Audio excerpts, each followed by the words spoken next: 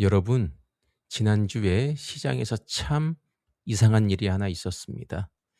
미국 재무장관 베센트가 나와서 장기 국채 바이백, 즉 정부가 국채를 다시 사들이는 규모를 2배로 늘리겠다고 발표했습니다. 시장의 불안을 잠재우겠다고 강력한 경고장을 던진 겁니다. 그런데 결과가 어떻게 나왔는지 아십니까? 발표 직후에는 10년물 국채금리가 4.74%에서 4.63%까지 잠깐 떨어졌습니다. 효과가 있는 것처럼 보였죠. 하지만 딱 하루였습니다. 하루 만에 금리는 다시 4.7%대로 복귀했습니다. 더 흥미로운 건 이겁니다. 같은 기간 나스닥은 3%가 빠졌습니다. 정부가 시장을 안심시키려고 던진 카드였는데 오히려 증시는 주저앉았습니다. 그런데 이상하게도 금은 한 주 동안 6%가 올랐고 비트코인은 25% 넘게 폭등했습니다. 이상하지 않습니까? 정부가 안심하라고 강력한 메시지를 던졌는데 시장은 정부 말을 믿지 않고 오히려 대안자산으로 도망친 겁니다. 정부가 불을 끄려고 물을 뿌렸는데 오히려 불길이 더 거세진 모양새입니다. 오늘 이 영상에서는 세 가지 핵심을 확실하게 짚어드립니다. 첫째, 미국 재무부의 바이백이라는 카드가 왜 단 하루 만에 약발이 빠졌는지. 둘째, 수십 년간 시장을 지배해온 대표적인 공식이 왜 지금 깨지고 있는지. 국채 금리가 오르는데 왜 금과 비트코인이 같이 뛰는지 말입니다. 셋째, 지금 백악관에서 벌어지고 있는 크립토 이벤트들이 정말 실질적인 호재인지 아니면 시간 끌기용 이벤트일 뿐인지, 지금 비트코인이나 대안자산을 들고 계신 분이라면 오늘 영상 끝까지 보시는 게 좋습니다. 이 구조를 이해하고 나면 앞으로 정부나 연준이 무슨 발표를 하더라도 이게 진짜 시장을 바꾸는 호재인지 아니면 단순한 시간 끌기인지 구분하는 눈이 생기게 될 겁니다. 일단 기본부터 짚고 가겠습니다. 지금 미국 국채 금리가 왜 이렇게 위로 솟구치고 있는 걸까요? 미국 국채 30년물 금리가 5.3%를 넘어섰습니다. 무려 19년 만에 최고치 수준입니다. 10년물 금리도 고공행진 중입니다. 국채 금리가 오른다는 건 쉽게 말해 미국 정부가 신규 채권을 발행할 때 더 많은 이자를 얹어줘야 겨우 팔린다는 뜻입니다. 시장이 정부의 상환 능력과 재정 건전성을 예전만큼 온전히 믿지 못한다는 신호죠. 그리고 이렇게 새로 나온 채권 금리가 높아지면 기존에 유통되던 낮은 금리의 채권들은 매력이 떨어지니까 가격이 폭락하게 됩니다. 이 채권 금리를 밀어올린 구조적 원인은 크게 5가지입니다. 첫 번째, 재정 적자와 국채 공급 폭탄입니다. 미국 정부 부채가 40조 달러를 넘었습니다. 적자를 메우려면 국채를 계속 찍어내야 하는데 시장에 물량이 넘쳐나니 채권 가격은 떨어지고 금리는 계속 올라갑니다. 두 번째, 유가와 인플레이션의 재점화죠. 중동 지정학적 리스크로 국제 유가가 배럴당 80달러 중후반을 위협하고 있고, 인플레이션은 연준의 목표치인 2%로 내려오기는커녕 3%대에서 끈질기게 버티고 있습니다. 세 번째, 연준의 신뢰와 예측 불가능성. 케빈 호시 신임 연준 의장이 취임하면서 시장의 방향성을 미리 알려주던 포워드 가이던스 정책을 사실상 폐기했습니다. 데이터 보고 그때 정하겠다는 입장을 취하자 예측 가능성이 사라진 시장의 불안감이 극에 달했습니다. 네 번째, 빅테크의 AI 회사채 공습입니다. 구글, 아마존, 마이크로소프트, 엔비디아 같은 공룡 기업들이 AI 데이터 센터를 짓겠다며 회사채를 무더기로 발행하고 있습니다. 투자자들의 돈은 한정되어 있는데 국채와 고금리 빅테크 회사채가 같은 돈을 두고 경쟁하는 겁니다. 회사채가 높은 이자를 제시하니 국채 금리도 따라 올라갈 수밖에 없습니다.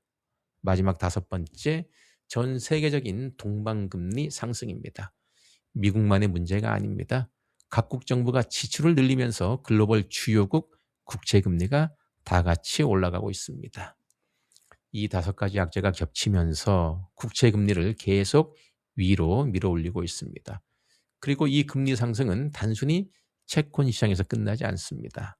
성장주 주가를 짓눌러 증시를 떨어뜨리고 무기지와 자동차 대출 금리를 끌어올려 서민 경제를 직격합니다. 정부 입장에서도 갚아야 할 이자 비용이 눈덩이처럼 불어나죠. 재무부 입장에서는 어떻게든 손을 써야 했습니다. 그래서 꺼내든 카드가 바로 바이백이었습니다. 자, 이제 본론입니다. 바이백이 왜 단 하루 만에 무너졌을까요?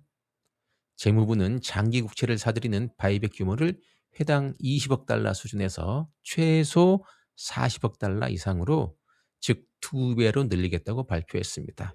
하지만 시장은 냉정했습니다. 약발이 하루 만에 끝난 3가지 이유가 있습니다. 첫째, 시장 규모 대비 턱없이 작은 액수입니다. 전체 미국 국채 시장 규모를 생각하면 이 정도 바이백 개입은 약 2.5% 수준의 영향력에 불과합니다. 처음에 투자자들은 정부가 진짜 움직이나 하고 멈칫했지만 계산기를 두드려보고 바로 깨달았습니다. 이 정도 양으로는 흐름을 못 바꾸는구나. 그래서 다시 채권을 팔아치운 겁니다. 둘째, 이 정책에는 뻔히 보이는 유효기간이 있었습니다. 바로 11월 중간 선거 직후인 11월 4일까지라는 점입니다. 국채금리를 근본적으로 낮추려면 정부가 지출을 줄이고 재정개혁안을 해야 되는데 선거를 앞둔 정치권이 지출을 줄일 리가 없죠. 시장은 이걸 선거 표심 잡기용 2달짜리 진통제라고 정확히 읽어냈습니다. 셋째, 앞서 말씀드린 빅테크 회사채와의 경쟁입니다. 투자자 입장에서 생각해 보세요. 재정적자로 휘청이는 미국의 30년물 장기 국채를 사실 겁니까? 아니면 가파르게 성장하는 빅테크의 5년물 회사채를 사실 겁니까? 답은 명확합니다. 재무부는 투자자를 빼앗기지 않으려면 계속 높은 금리를 유지할 수밖에 없는 구조적 외통수에 걸려 있습니다. 여기에서 아주 적절한 비유가 하나 있습니다. 지금 미국 재무부의 행동은 목이 마르다고 소금물을 마시는 것과 같습니다. 목이 너무 마를 때 소금물을 마시면 순간적으로는 목이 축여지는 것 같지만 몸속 염분 농도가 높아져 결국 더 극심한 갈증에 시달리게 됩니다. 장기 국채를 사들이기 위해 단기 국채를 대량 발행해서 돌려막는 지금의 재무부 방식이 딱 이렇습니다. 국가 전체의 빚은 단 1달러로 줄어들지 않습니다. 오히려 만기가 짧은 단기채 비중만 늘어나서 금리가 요동칠 때마다 더 자주 채권을 다시 발행해야 하는 치명적인 위험을 안게 됩니다. 이 구조는 과거 2022년 영국에서 이미 겪었던 일입니다. 당시 리즈 트러스트 정부가 재정 대책 없이 감세를 발표했다가 국채 시장이 폭락하고 중앙은행이 긴급 매입에 나서는 대혼란이 터졌었죠. JP모건 같은 글로벌 기관들이 재정 적자라는 근본 원인을 고치지 않으면 이런 미봉책은 오래 못 간다고 강력히 경고하는 이유가 바로 여기에 있습니다. 자, 이제 이번 사태에서 가장 흥미로운 지점입니다. 지난 수십 년 동안 금융시장을 지배하던 대표적인 공식이 하나 있었습니다. 바로 국채금리가 오르면 금값은 떨어진다는 법칙입니다. 금은 이자를 주지 않는 자산이기 때문에 국채금리가 올라가면 굳이 이자도 안 주는 금을 들고 있을 이유가 없다며 돈이 국채로 쏠리는 게 정상이었습니다. 그런데 지금 시장을 보십시오. 국채금리가 오르는데도 오르는데 금값도 오르고 비트코인도 같이 급등하고 있습니다. 오랜 전통의 공식이 완전히 깨져버린 겁니다. 이 현상을 이해하려면 투자자들이 미국 국채라는 자산 자체에 대해 품기 시작한 근본적인 의구심을 봐야 합니다. 단기채를 새로 찍어서 장기채를 사주는 돌려막기 구조가 심화되자 시장에서는 이제 미국 국채를 진짜 순수하게 사려는 주체가 없어진 것 아니냐는 회의론이 퍼졌습니다. 안전자산의 대명사였던 미국 국채의 신뢰도가 흔들리기 시작한 겁니다. 그렇다면 그 방대한 자금은 어디로 갈까요? 결국 또 다른 대안자산으로 이동합니다. 전통적인 대안인 금으로 돈이 몰리면서 한 주 만에 5에서 6%가 뛴 겁니다. 게다가 이 흐름은 갑자기 나타난 게 아닙니다. 2022년 우크라이나 전쟁 당시 미국이 러시아의 달러 자산을 동결하고 국제 결제망 스위프트에서 퇴출시켰던 사실을 기억하실 겁니다. 그때 전 세계 중앙은행들은 큰 충격을 받았습니다. 미국 국채도 미국 정부의 뜻에 어긋나면 언제든 동결될 수 있구나. 절대적으로 안전한 건 없구나. 그 결과가 최근 데이터로 증명되고 있습니다. 전 세계 중앙은행의 준비자산 비중에서 금이 27%를 기록하며 미국 국채 22%의 비중을 수십 년 만에 역전했습니다. 실물 자산으로의 대이동이 진행 중인 겁니다. 비트코인 역시 이 거대한 흐름의 연장선에 있습니다. 다만 비트코인은 중앙은행의 공식 준비자산은 아니지만 특정 국가가 통제할 수 없다는 독보적인 특성을 지니고 있습니다. 트럼프 행정부 역시 달러 시스템의 한계를 보완하고 자금을 유인하기 위해 비트코인을 친화적으로 다루는 전략을 취하고 있습니다. 정리하자면 미국 국채에 대한 신뢰 하락이 먼저 있었고 그 균열을 메우기 위해 금과 비트코인이라는 대안자산으로 자금이 동시에 쏠리고 있는 겁니다. 이것이 바로 전통적 공식이 깨진 진짜 이유입니다.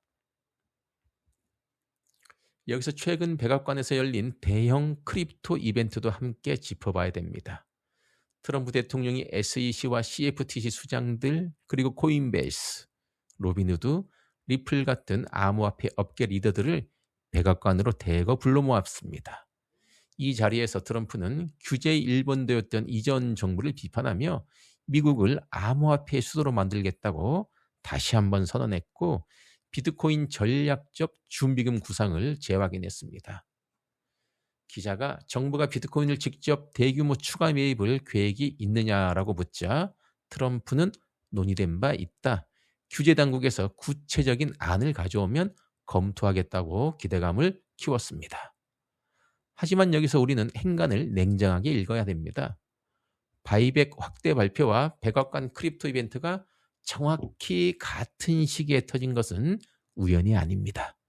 11월 중간선거를 앞두고 국채시장 안정을 위한 카키색 카드와 투자자 표심을 겨냥한 크립토 부양 카드라는 두 개의 촉매제를 동시에 작동시킨 고도의 정치적 기획이라는 분석이 지배적입니다. 그리고 이 과정에서 계속 언급되는 클래리티 법안을 유심히 봐야 됩니다. 이 법안의 핵심 숨은 의도는 스테이블 코인 발행사들이 준비금으로 미국 단기 국채를 대량 사들이도록 유도하여 정부의 부채 부담을 덜고 금리를 낮추겠다는 데 있습니다. 당초 예상보다 지연되면서 현재 9월 15일 표결을 앞두고 있는데요. 여기서 쉽게 이해하셔야 될 점이 있습니다. 9월 15일 표결은 법안이 최종 통과되는 표결이 아닙니다. 법안을 본회의 안건으로 올리기 위한 절차적 표결, 즉 클로처 표결입니다. 쉽게 말해 이 법안을 정식으로 토론하고 표결에 붙일지 말지를 정하는 1차 문턱입니다. 여기서 최소 60표의 찬성이 필요한데 현재 상원 공화당 의석은 53석입니다. 즉 민주당이나 무소속 의원 최소 7명의 찬성을 끌어와야 첫 문턱을 넘을 수 있습니다. 게다가 트럼프 대통령 가문의 암호화폐 사업 관련 이해 충돌 방지 조항, 윤리 조항을 두고 여야가 강하게 대립하고 있어 통과가 쉽지만은 않은 상황입니다. 따라서 지금 시장의 상승은 법안 완성에 따른 상승이라기보다 바이백 발표 플러스 백악관 이벤트 플러스 눌려있던 수요 포지션 청산이라는 세 가지 삼박자가 한꺼번에 터진 결과로 보는 것이 타당합니다. 이제 한 걸음 더 물러서서 큰 그림을 보겠습니다.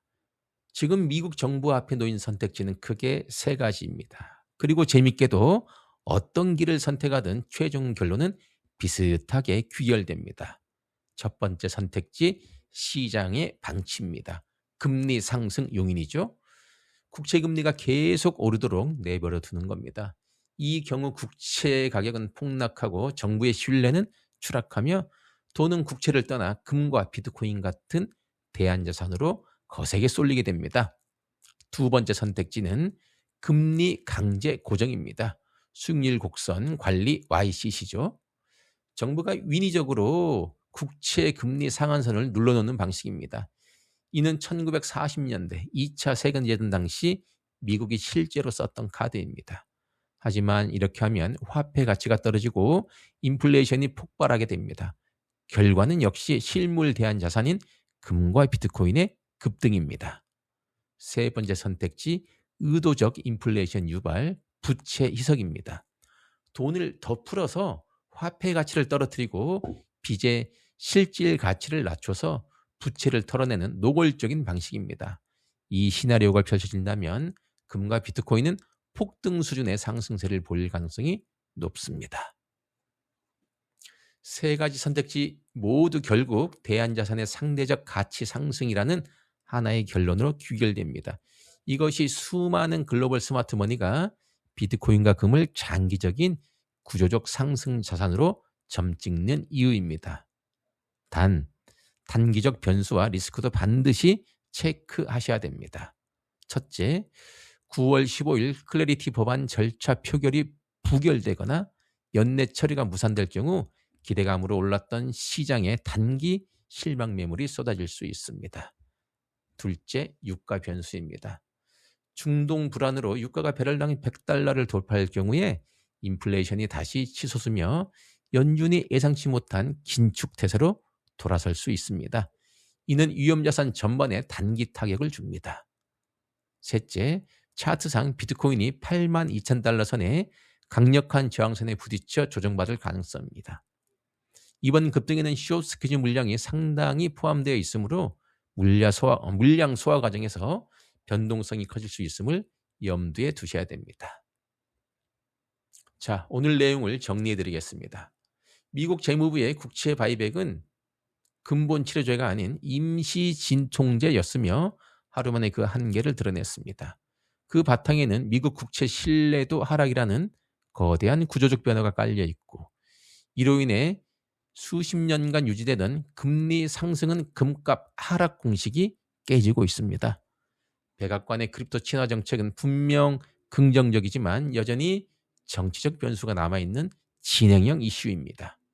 앞으로 투자자분들이 꼭 챙겨봐야 될 세 가지 핵심 체크 포인트를 말씀드리겠습니다. 첫 번째, 비트코인 82,000달러 안착 여부를 확인해야 됩니다. 이 저항선을 확실히 뚫고 지지선으로 바꾸는지 확인해야 됩니다. 두 번째, 현물 ETF 자금 유입의 지속성입니다.